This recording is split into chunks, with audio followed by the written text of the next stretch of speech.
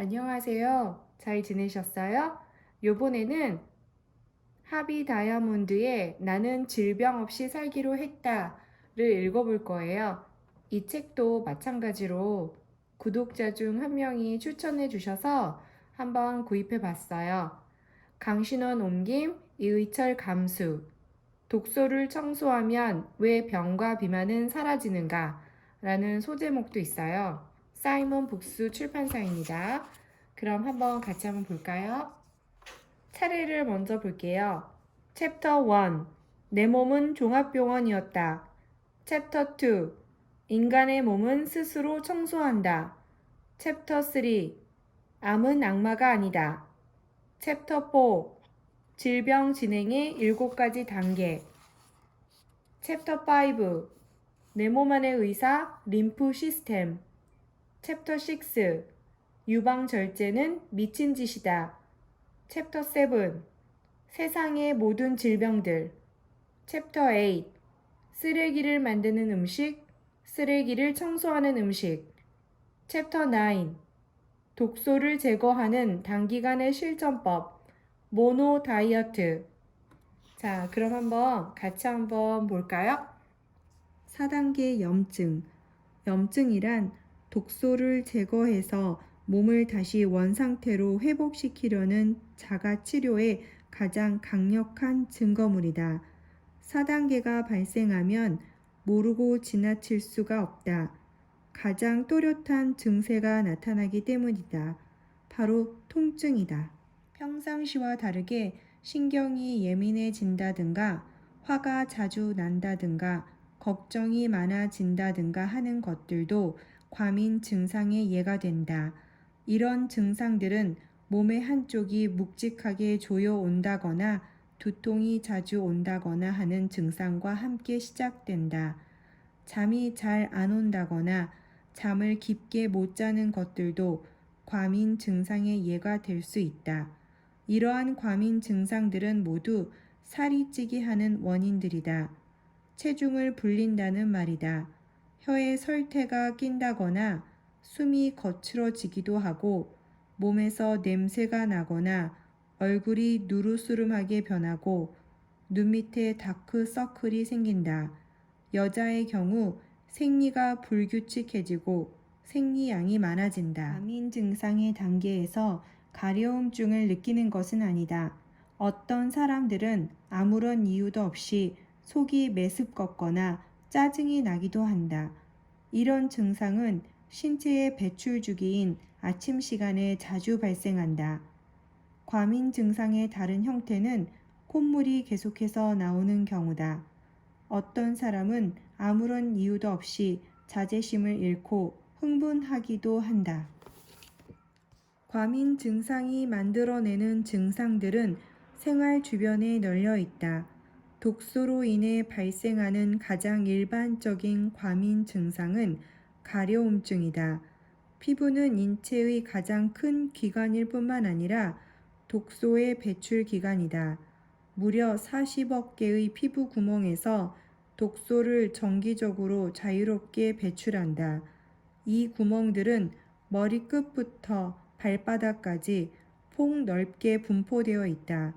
만일 지금 당신의 피부 어느 한쪽이 가렵다면 독소가 그곳을 통해 나가고 있다는 증명이 되는 셈이다.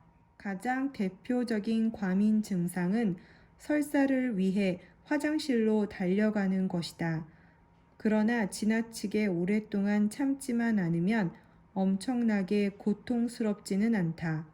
모든 독소들은 에너지의 힘에 의해서 제거되는데 독소가 너무 많으면 고갈된 에너지가 더 이상 힘을 쓰지 못하는 상황이 발생한다.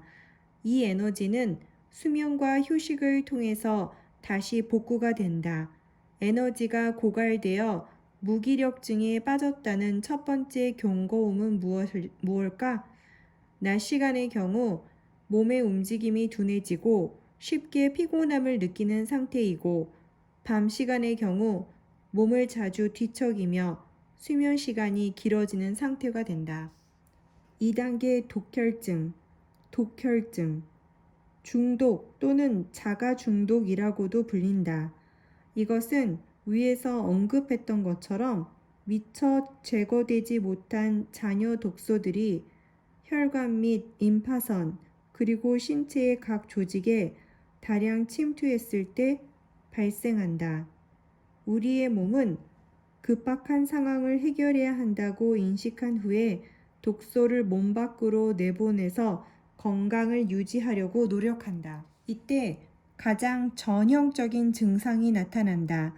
이 증상은 독소가 제거되어야 하는데도 오히려 침투하는 바로 그 장소에서 증상이 발견된다.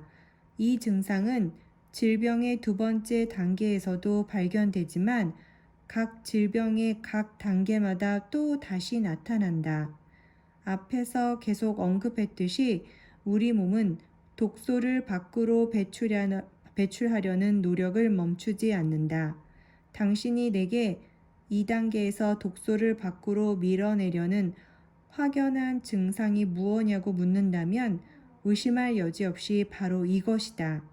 위대한 인간의 자가치료법, 바로 고열이다. 무기력증 1단계와 함께 찾아오는 경고 사인이 피곤함과 식욕부진미에 반해서 독혈증 2단계와 그로 인해 발생하는 과민 증상 3단계는 훨씬 더 두드러지는 증상이 나타난다.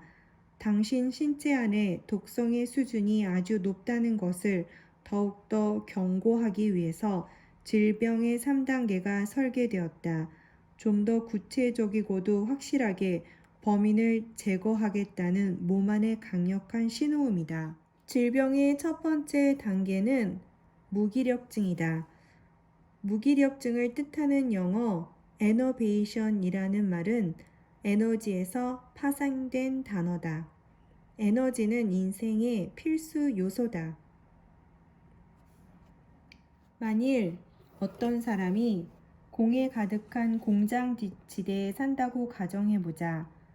그 사람의 신체 세포는 독성 물질의 끊임없는 공격에 오랫동안 노출될 것이고 아무리 튼튼한 사람이라도 신체 세포들의 어느 한 곳은 미쳐버리는 것이 당연하지 않는가?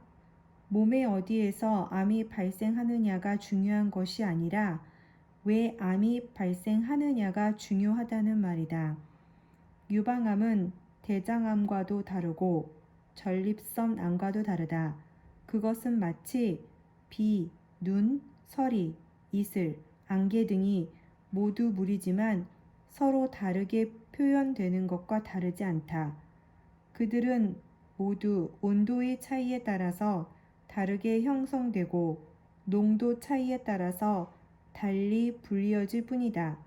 비와 눈은 생긴 것은 다르지만 다른 형태의 물일 뿐이다. 유방암과 대장암 또한 생긴 모습이 조금 다르지만 다른 형태의 암일 뿐이다. 한 번은 내가 사는 지역의 신문에 끔찍한 기사가 실렸다.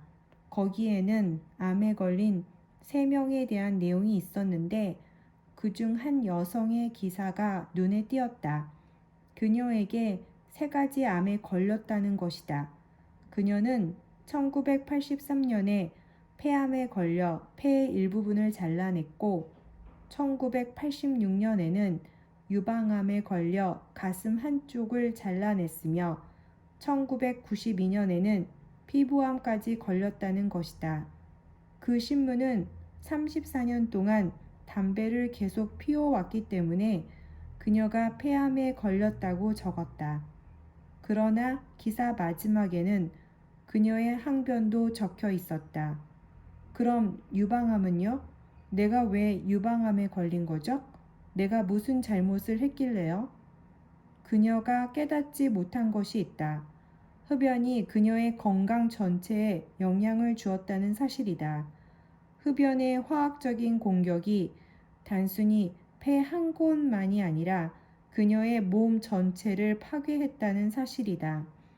물론 폐는 아마도 흡연에 의해서 영향을 미친 첫 번째 장소일 것이다.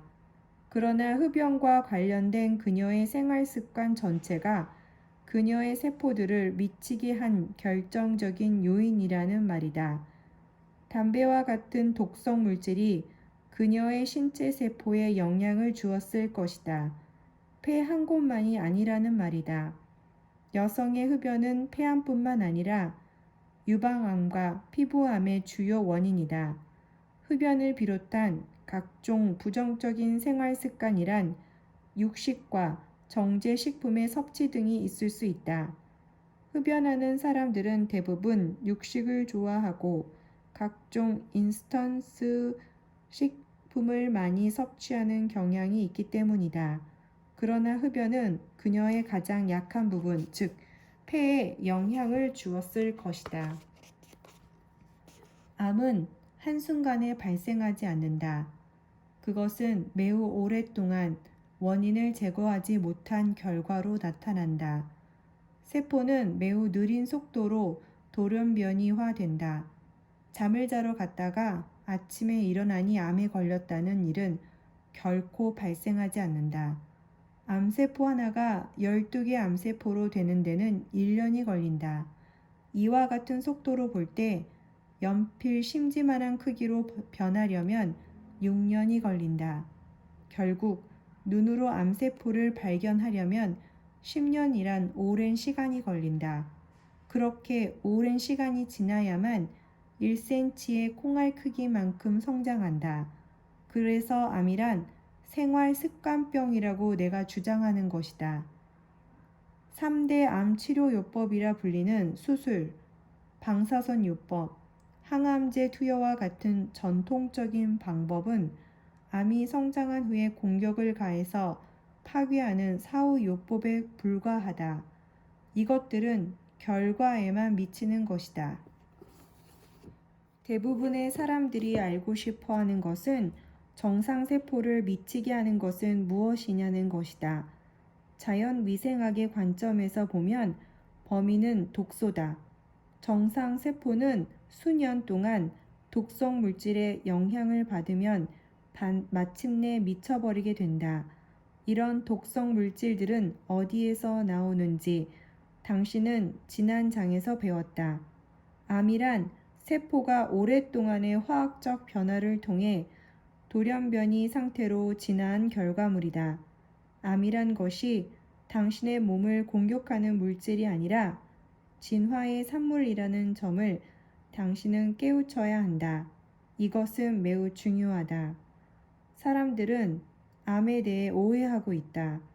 나는 이것을 깨우쳐 주기 위해 이 글을 쓰고 있다. 암은 몸의 어느 부분에서 발견되더라도 그냥 암이다. 암세포는 미친 세포이며 몸의 어느 부분에서도 발견될 수 있다. 몸의 어느 장소에서 발견되느냐에 따라 이름이 달라질 뿐이라는 것이다. 사람들은 유방암, 전립선암, 대장암 등이 서로 다른 곳에서 발견되는 서로 다른 병이라고 생각한다. 담배를 많이 피면 폐암에 많이 걸리고 짠 음식을 많이 먹으면 대장암에 많이 걸리고 지나친 육류의 섭취는 유방암의 원인이 된다는 식이다. 다시 말하지만 절대 그렇지 않다. 암은 몸의 어느 부분에서 발견되더라도 암일 뿐이다. 자본주의는 끊임없이 항목을 나누어 가면서 성장한다. 가령 옛날에는 신발이 운동화와 구두 정도로만 구별되었다. 그러나 이제 테니스화, 워킹화, 등산화, 조깅화, 장화, 단화, 심지어 배드민턴화 등 수십 가지를 나열해도 끝나지 않는다. 병원과 의사도 병명을 세세하게 분열해야만 확장이 가능한 상업 자본주의의 일원이 아니던가 말이다. 인생에는 언제나 예외가 있기 마련이다. 몸의 원리와 뇌의 명령을 따르지 않는 예외가 있으니 그것이 바로 암이다. 암세포는 몸속의 독성 물질에 의해서 비정상화된 세포다. 독성 물질이 뇌의 정상적인 명령을 따르지 못하게 만들었기 때문이다. 독성 물질과의 접촉으로 인해 미쳐버린 세포라고 말할 수 있다. 정상적인 세포는 분열한 다음 일정 시간이 지나면 분열을 멈춘다. 그러나 암세포는 그렇지 않다. 암세포는 제멋대로 불규칙하게 확산한다. 정상 세포들은 두 세포가 서로 맞닿게 되면 성장을 멈추는 것이 일반적이다. 그러나 암세포는 같은 조건에서도 계속 제멋대로 성장한다. 대부분의 경우 암세포는 무한정 성장하다가 결국 종양을 만든다. 종양은 정상세포를 파괴하고 먹이로 삼는다. 나는 당신의 병원 의사와 달리 아주 간단하게 설명하겠다. 우리 몸은 세포로 구성되어 있다. 무려 100조 개의 세포다. 0이 무려 14개나 붙어 있다. 이 세포들이 서로 해쳐 모여를 하면서 피부, 뼈, 근육, 장기, 치아, 머리카락, 손톱, 성대, 안구 등으로 조직된다. 단 하나의 예외도 없이 모든 세포는 뇌의 명령에 따라 움직이고 뇌의 관할권에 놓여 있다. 우리 몸의 세포들은 혼자 일방적으로 움직이지 않는다. 본인이 원한다고 해서 원하는 곳으로 갈 수가 없다는 말이다. 가령 몸속 간 세포가 오늘 나는 손톱 세포로 가야지 재밌겠는데? 간에 있자니 답답해서 말이야 라고 할 수 있을까? 모든 세포들은 단 하나의 예외도 없이 뇌의 조정에 따라 움직인다. 이것은 이 지구상에서 가장 놀라운 일 중에 하나이다. 이 엄청난 숫자의 세포들이 끊임없이 뇌에게서 메시지를 받고 뇌로부터 새로운 메시지를 달라고 요청한다. 뇌 또한 모든 메시지를 세포와 서로 주고받으며 상호작용을 한다. 24시간 끊임없이 수조 개의 메시지를 주고받는다. 이처럼 신체의 수많은 기능들이 미세하고 완벽하게 그것도 자동적으로 수행된다. 놀랍지 않은가? 모든 세포는 명령을 기다리는 군대의 군인과 같다. 세포의 모든 행위는 그것이 아무리 작은 것일지라도 뇌의 지시와 감독에 의해 수행된다. 이 모든 과정은 순차적으로 예상 가능하게 진행된다. 어떤 세포도 혼자서 일방적으로 움직일 수 없다. 누군가 엄청난 교통사고를 당해서 사망했다면 그것은 사건이 끝난 것이다. 치료할 수도 없고 후회해도 소용없다.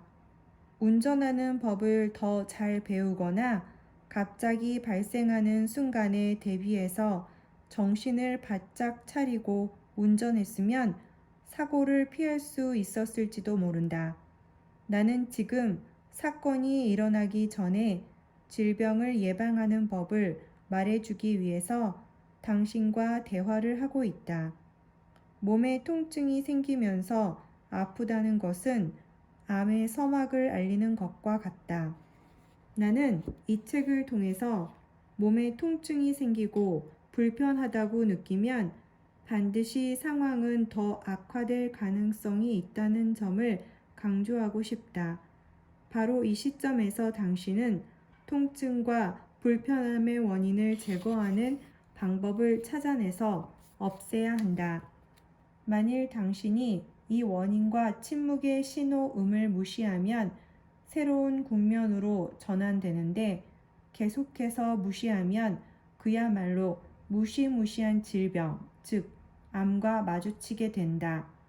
그 원인과 신호음을 무시한다는 말은 무엇인가?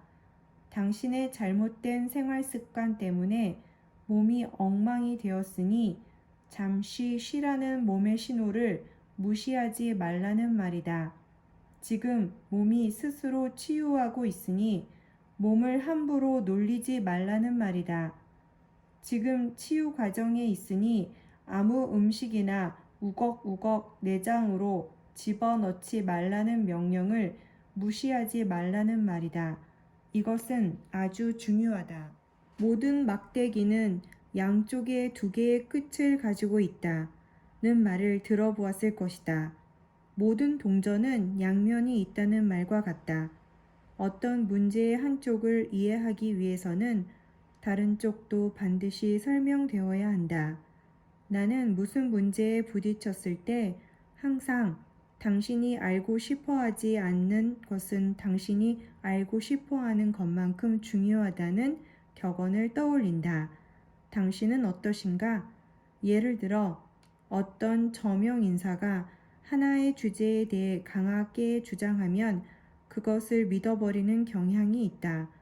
그 사람이 저명 인사이고 당신이 원하는 것이 그것이기 때문이다. 그러나 반대편 즉 당신이 별로 원하지 않는 쪽을 찾아내 보면 의외로 해답이 거기 있을 때가 아주 많다. 에너지는 왜 몸 청소에 중요한가? 날씬한 몸매와 활기찬 건강을 유지하려면 어떻게 해야 할까? 가장 중요한 포인트는 음식이다. 그렇다면 몸속에 무엇을 연료로 넣어야 하며 무엇을 넣지 말아야 할까? 섬유질이 많은 음식을 몸속에 많이 넣고 지방을 넣지 않으면 된다. 순수한 자연의 물을 마시면 된다. 화학물질과 중독성 물질과 정제 약품을 몸속에 넣지 않으면 된다. 정제 소금, 정제 기름, 정제 설탕으로 몸을 오염시키지 않으면 그만이다. 그렇게만 하면 우리 인간의 몸은 스스로 알아서 매일 독소를 배출하게 된다. 공장 음식이 아닌 산이나 밭에서 나온 신선한 음식을 먹기만 하면 저절로 대변과 소변과 땀을 통해서 독소를 배출한다는 말이다. 나는 당신이 이 대목에서 기존의 사고를 버리고 새로운 사고로 무장하길 다시 한번 부탁드린다. 우리는 질병이 한여름 땡볕 아래 소나기처럼 아무 이유도 없이 갑자기 들이닥치는 것이라고 생각한다. 우리는 거의 유사한 환경에 살고 있다. 비슷한 장소에서 살며 같은 음식을 먹고 같은 물을 먹는다. 모든 것이 비슷한데도 어째서 질병은 각각 다르게 발생하는 것일까? 어떤 사람은 당뇨병에 걸리고 어떤 사람은 편두통에 시달리며 다른 사람은 피부 질환에 걸리거나 매일 복통을 호소한다. 그래서 사람들은 질병을 예상할 수 없이 갑자기 들이닥치는 것이라고 생각해 버린다. 그러나 그렇지 않다. 신체의 여러 부분이 하나의 몸으로 연결되어 있는 것처럼 질병들도 모두 연결되어 있다는 점을 강조하고 싶다. 인간의 몸에서 일어나는 어떠한 현상도 우연히 일어나는 일은 절대 없다. 밧줄은 제일 약한 부분이 끊어지면 그 전체도 끊어진다라는 오랜 격언이 있다. 우리 몸도 이와 똑같다. 지구상에 살고 있는 70억 이상의 인구 모두 각자 약한 부분을 한 가지씩 가지고 있다.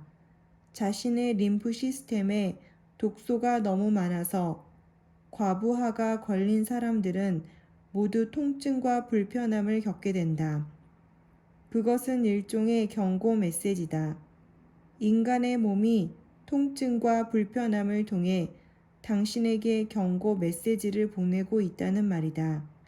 사람마다 다르지만 각자의 가장 약한 곳에 통증과 불편함이 온다.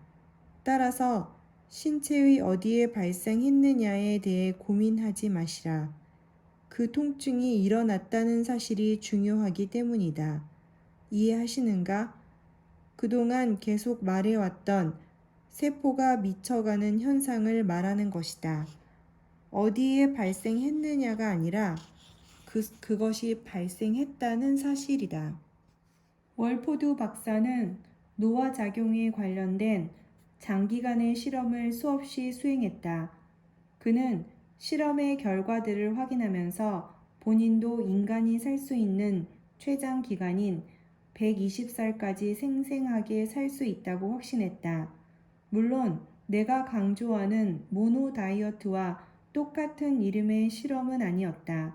그의 주제는 소화 기관이 이를 덜하게 될 경우 미치는 장기적인 영향, 즉 노화 및 장수에 대한 연구였다. 월포드 박사의 연구 결과는 나의 주장을 100% 입증하는 셈이 된다. 즉, 소화 기관이 이를 덜하면 할수록 질병에 강해지며 결과적으로 건강하게 장수한다는 결과 말이다. 월포드 박사는 생쥐 실험을 실시했다. 생쥐는 보통 수명이 2년인데 월포드 박사의 실험에 동원된 생쥐들을 모두 2배나 더 살았다. 만일 인간에게 그대로 적용한다면 150살 넘게 살 수 있다는 말이 된다. 생쥐들은 모두 2배나 오래 장수했을 뿐만 아니라 살아있는 동안 심장병이나 암에 거의 걸리지 않았다. 이런 질병에 걸린 쥐가 몇 마리 있었지만 대부분 2배를 더 살고 죽기 얼마 전에 일어난 현상이었다. 그러면 도대체 그가 어떤 실험을 했기에 이런 일이 생겨난 것일까? 그가 한 것은 오직 일주일에 이틀을 굶긴 것 뿐이었다. 그 외에는 아무것도 한 일이 없었다. 약물도 없었고 주사도 주지 않았고 마술을 부린 일도 없었다. 일주일에 이틀 동안 소화기관에 휴식을 준 결과 모두 2배를 더 살았고 거의 병에 걸리지 않은 것이다. 이것은 충격적이지 못해 감격적이다. 여러분은 어떻게 생각하는지 궁금하다. 월포드 박사는 현재 80대인데 일주일에 이틀을 단식하며 건강한 채로 질병 없이 살고 있다. 소화 과정에서 에너지를 최소화하는 두 번째 방법은 소화 기관이 이를 덜하게 하는 것이다. 소화 기관이 소화의 힘을 덜 소비하면 할수록 쓰레기 청소에 더 많은 힘을 쓸 수 있기 때문이다. 인간의 몸은 항상 우선순위에 따라 움직인다. 인체 시스템을 부드럽게 작동시키는 것을 방해하는 쓰레기를 제거하는 것은 가장 우선순위에 속한다. 쓰레기가 몸속에서 완전히 청소되면 림프 주머니가 부풀어 오르는 일은 절대 발생하지 않을 것이다. 음식 배합의 원리가 왜 중요한지 다시 한번 정리해보자. 우리가 일상적으로 먹는 음식 중에서 단백질 그룹, 고기, 계란, 생선, 우유, 유제품 등이 있고 탄수화물 그룹, 감자, 쌀, 빵, 국수 등이 있다. 단백질이든 탄수화물이든 모두 농축된 음식이기 때문에 소화에는 상당한 에너지가 필요하다. 그러나 과일과 채소는 농축되지 않았기 때문에 소화에 필요한 에너지가 거의 없다. 단백질이 위에 들어가면 소화를 위해서 산성화된 소화액을 필요로 한다. 탄수화물이 위에 들어가면 알칼리성 소화액을 필요로 한다. 중고등학교에서 화학 수업을 들어본 사람이라면 이 말이 무슨 말인지를 눈치챘을 것이다. 산성 액체와 알칼리성 액체가 만나면 어떻게 되는지 아시는가? 그들은 서로 중화된다. 예를 들어 고기와 감자를 함께 먹을 경우, 생선과 밥을 함께 먹을 경우, 닭고기와 국수를 함께 먹을 경우, 단백질과 탄수화물 음식은 서로 섞이게 되고 소화액도 중화된다. 고기만 소화시키기도 힘들고 감자만 소화시키기도 힘든 상황에서 그것들을 중화시켜서 소화시키려면 얼마나 힘이 들겠는가 말이다. 당신은 복통을 경험해 본 적이 있는가? 위산이 과다하게 나온다거나 위산이 역류했던 경험은 있는가? 속쓰림이나 가스가 찬 느낌을 받으신 적은 있는가? 식사 후에 배가 터질 듯이 부풀어 오르는 느낌은?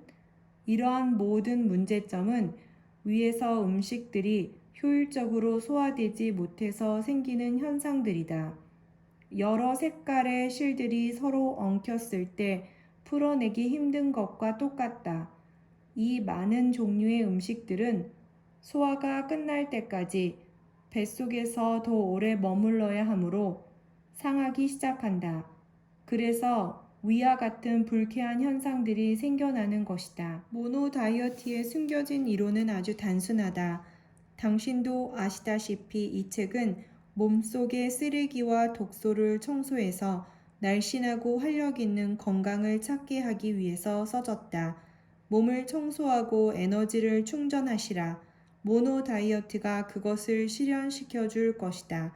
몸은 산속의 샘물처럼 깨끗해질 것이고 에너지는 폭포수처럼 넘칠 것이다. 몸의 독소를 제거하는 가장 좋은 방법은 특정 기간 동안 살아있는 음식, 채소와 과일만 먹는 것이다.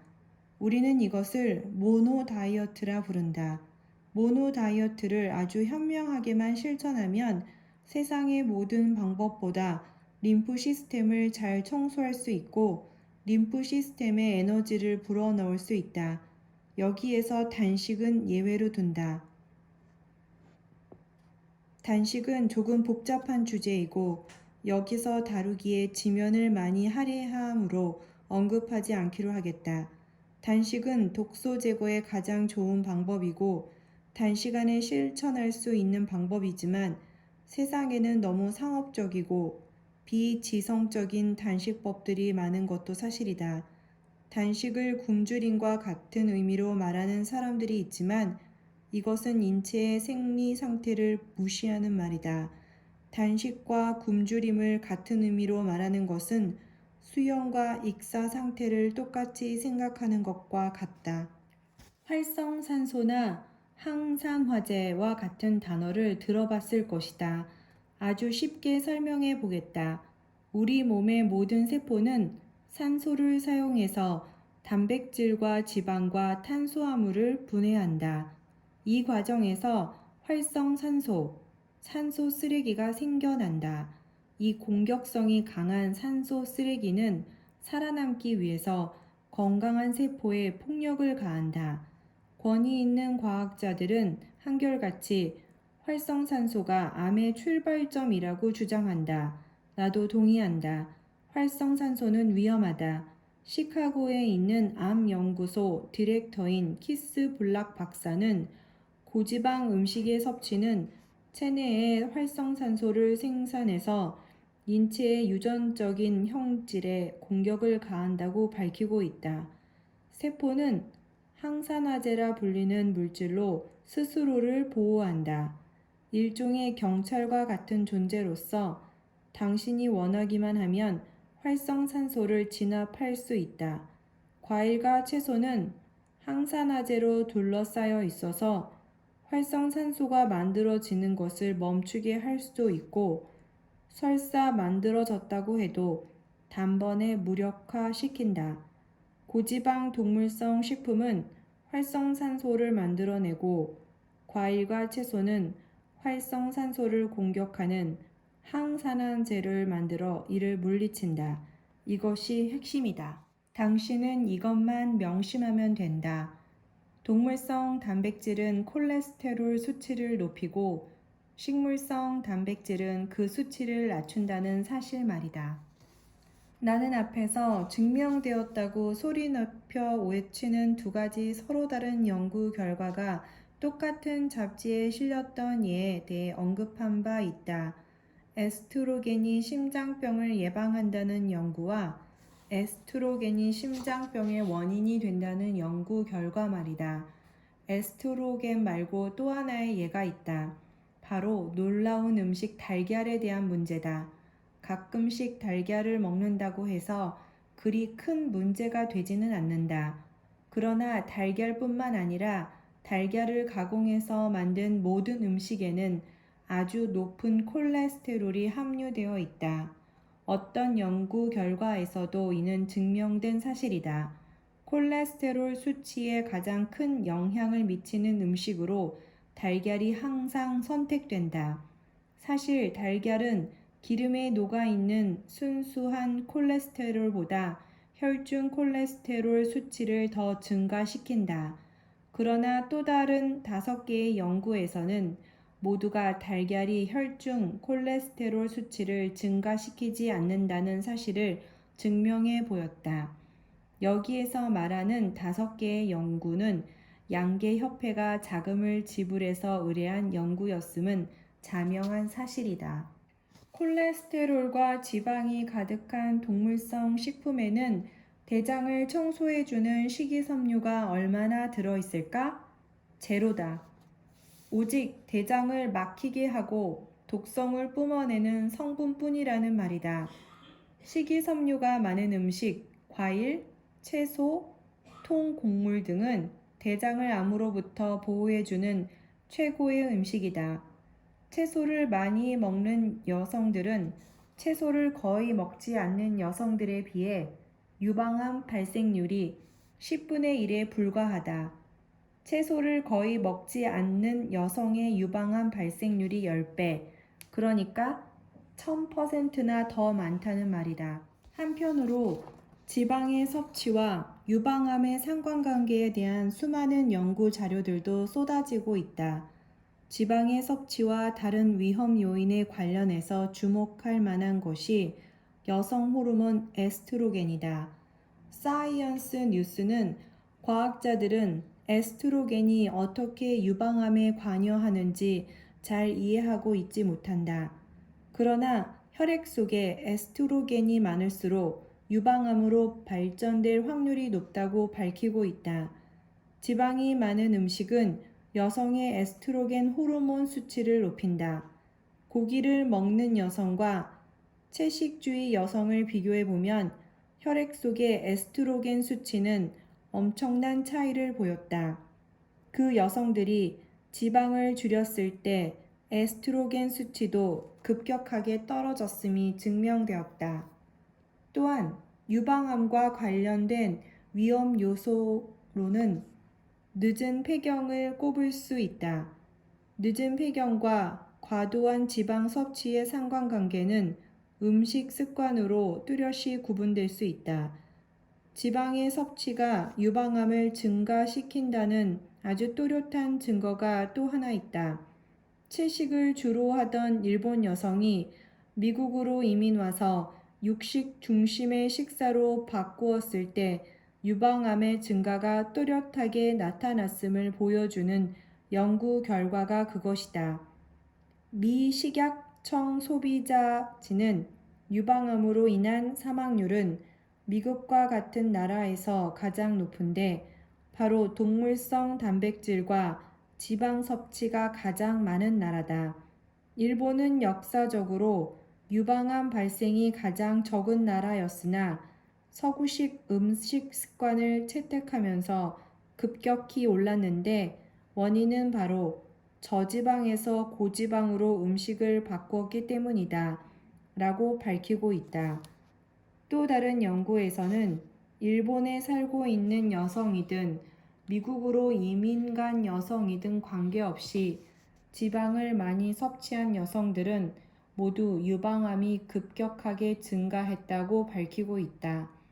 뉴욕타임즈에서는 서구식 음식 습관, 고기, 유제품, 지방이 많은 음식과 일본 여성의 상관관계에 대해서 기사를 썼는데 그 기사의 제목은 프라이드 치킨은 어떻게 사람을 죽이나였다.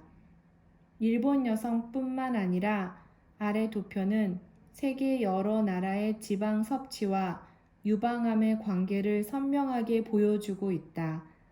지방 섭취가 많은 나라 중에서 유방암 발생이 높지 않은 나라가 하나도 없을 정도다. 혈관이 좁아지거나 막혀서 심장으로 피를 보내지 못할 때 심장마비가 온다. 혈관이 좁아지거나 막혀서 뇌로 피를 보내지 못할 때 뇌에 생긴 심장마비, 즉 뇌졸중, 중풍이 발생한다. 혈관이 막히는 이유는 무엇인가? 그렇다. 플라크 때문이다. 플라크란 무엇인가? 몸의 자체 정화작용으로는 제거할 수 없을 정도로 지방과 콜레스테롤 때문에 두꺼워진 끈끈하고 투명한 혈관 내막이라고 생각하면 된다. 혈관에 때가 껴서 붙어버렸다고 생각해도 좋다. 이러한 물질들이 심혈관 시스템에 장애물이 되어 부담을 주게 되면 림프 시스템의 정화작용에 문제가 생기는 것과 똑같은 현상이 일어난다. 이러한 현상에는 많은 요인들이 작용을 하지만 동물성 식품의 과잉 섭취가 가장 큰 원인으로 지목된다. 많은 연구 결과 지방과 콜레스테롤 수치와 심장병이 가장 큰 연관이 있는 것으로 밝혀졌다. 죽상동맥경화증과 심장병이 계속되는 가장 큰 이유이며 이 수치의 높고 낮음이 심장병을 예상하는 지표로 삼기에 충분하다. 콜레스테롤과 지방은 어떤 종류의 사망 원인보다 더 많은 사람을 죽인다. 이 살인자들은 어디에서 왔을까? 말할 필요도 없이 모든 콜레스테롤은 동물성 식품에서 나온다. 콜레스테롤은 간과 동물의 세포, 인간도 포함해서 생산된다. 자연 상태의 어떤 식물성 식품에도 콜레스테롤은 존재하지 않는다. 당신이 만일 콜레스테롤 때문에 건강에 문제가 생겼다면 그것은 반드시 음식 속의 동물성 식품 때문이다. 동물성 식품을 줄이면 콜레스테롤 수치는 저절로 떨어진다. 아주 단순하다. 아직도 사람들이 궁금하게 생각하는 것이 있는데 바로 아보카도와 견과류 그리고 식물성 기름이다. 사람들은 여기에도 콜레스테롤이 있냐고 묻는다. 이 식물성 식품들에는 간이 없다. 따라서 콜레스테롤은 없다. 많은 사람들이 콜레스테롤과 지방을 혼동하고 있다. 거의 대부분의 지방은 포화지방을 포함해서 동물성 식품에서 나온다. 콜레스테롤이 질병에 매우 큰 영향을 끼친다는 것은 사실이지만 이제는 지방이 더 큰 문제라는 인식이 확산되어 가고 있다. 나는 첫 번째 책 다이어트 불변의 법칙에서 동물성 식품이 모든 질병의 가장 큰 원인이라는 점을 자세하게 묘사한 바 있다. 나는 이 책에서 우리가 잘못 알았던 음식에 대한 4가지 고정관념을 부수자고 주장했다. 매일 단백질을 많이 섭취해야 한다는 고정관념, 고기가 가장 좋은 단백질이라는 고정관념, 우유를 통해서 칼슘을 섭취해야 한다는 고정관념, 골다공증에 우유가 좋다는 고정관념 등이 그것이다. 물론 이런 말을 하면 목축업자나 유제품 회사는 단체로 항의할 것이 뻔하다. 동물성 식품 회사들은 매년 엄청난 수입을 올리는 대기업들이다. 그들은 진실이 파헤쳐지기를 원하지 않는다. 그들이 할 수 있는 유일한 일은 소위 말하는 전문가를 불러내는 일이다.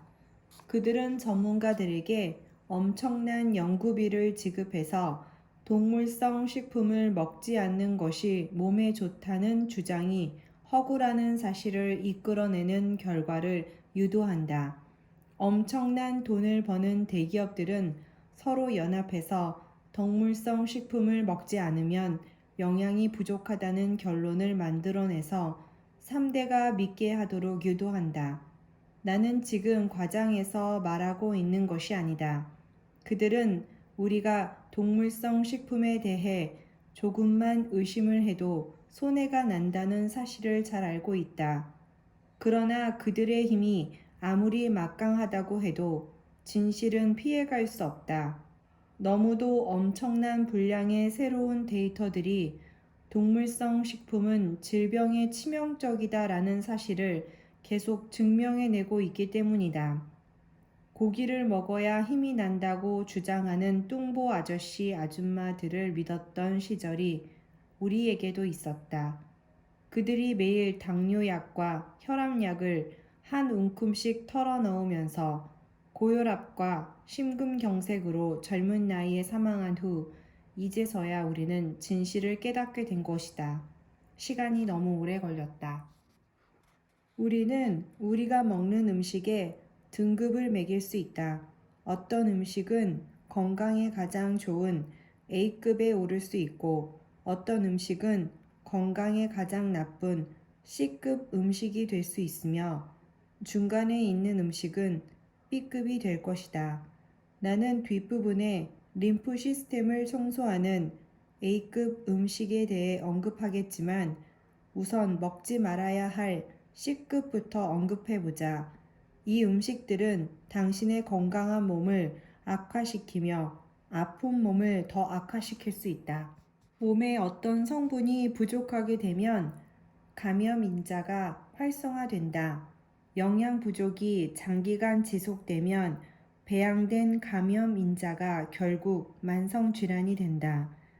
영양이 균형을 맞추지 못하면 감염 인자를 밖으로 배출할 힘을 잃게 되는데 결국 만성 질병의 감염 인자는 호르몬 부족과 면역 시스템의 불균형을 초래한다.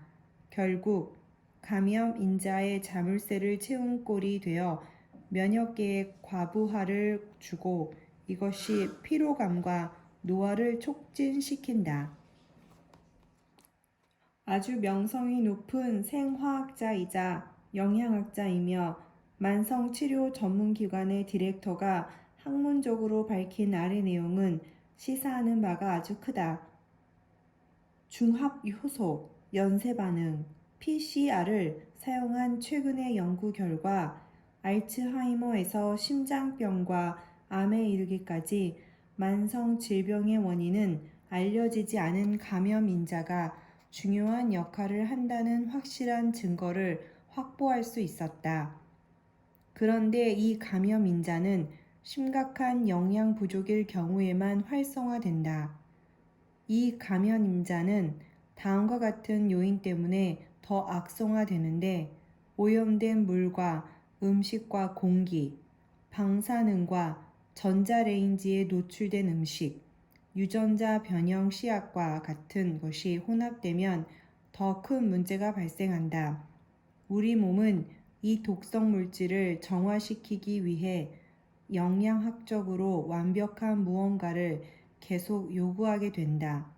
이 독성 물질에 매일매일 노출되면 영양학적인 불균형을 바로잡기 위해 축적된 쓰레기를 몸 밖으로 배출하기 위해 몸이 신속히 움직인다.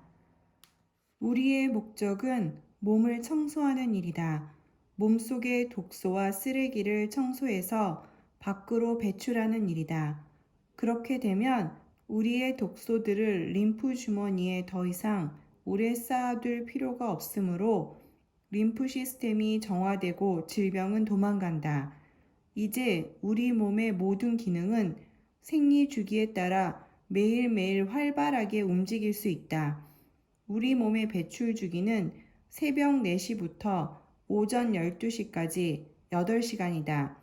이 시간에 림프 시스템이 가장 활발하게 움직인다. 세포에서 쓰레기를 끄집어내서 배출 기관에 던져버리는 시간은 모두 이 오전 시간에 이루어진다.